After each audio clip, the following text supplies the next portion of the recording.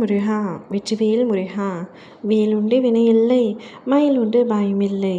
என் அன்பு தங்கமே, நீ உயிருக்கு உயிராக நேசிக்கும் நபரை பற்றிய உண்மையை உன்னிடத்தில் கூறவே உன் அப்பா நான் வந்துள்ளேன்.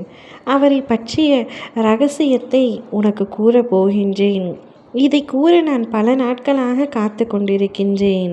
சரியான தக்க தருணத்தில் உன்னிடம் சொல்ல வேண்டும் என்று நினைத்துத்தான் இப்பொழுது உன்னை தேடி நானே வந்திருக்கின்றேன்.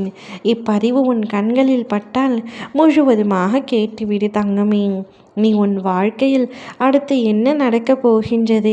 ஏதாவது ஒரு பிரச்சனை உங்களுக்குள் தொடர்ந்து வந்து கொண்டே இருக்கின்றது.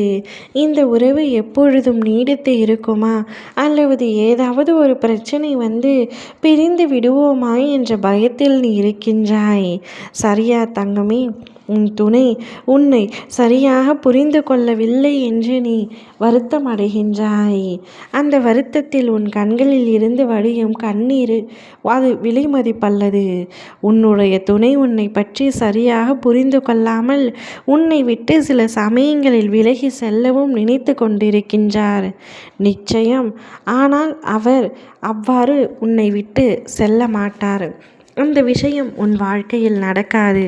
உங்களுக்குள் எவ்வளவு சண்டைகள், மனக்கசப்புகள், கருத்து வேறுபாடுகள் இருந்தாலும் பிரிவு என்ற ஒன்று உன்னுடைய வாழ்க்கையில் வராது தங்கமே. நான் உன்னிடம் ஒன்றை சொல்கின்றேன், கேட்டுக்கொள். எல்லாவற்றிற்கும் ஒரு காலம் வர வேண்டும். உன் அப்பா நான் உடனடியாக உனக்கான காலம் வரும் என்று சொல்லவில்லை. அனைத்திற்கும் ஒரு நல்ல நேரம் வர வேண்டும். நெல் உடனே அரிசி ஆகாது. அதற்கென்று சில காலம் தேவைப்படும். அதுபோலத்தான் எல்லாவற்றிற்கும் சில காலம் எடுக்கத்தான் செய்யும்.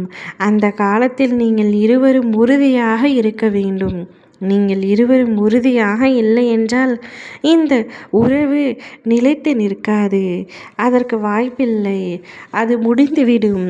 ஆனால் என் பிள்ளையான நீ அவர் மீது உயிரையே வைத்திருக்கின்றாய்.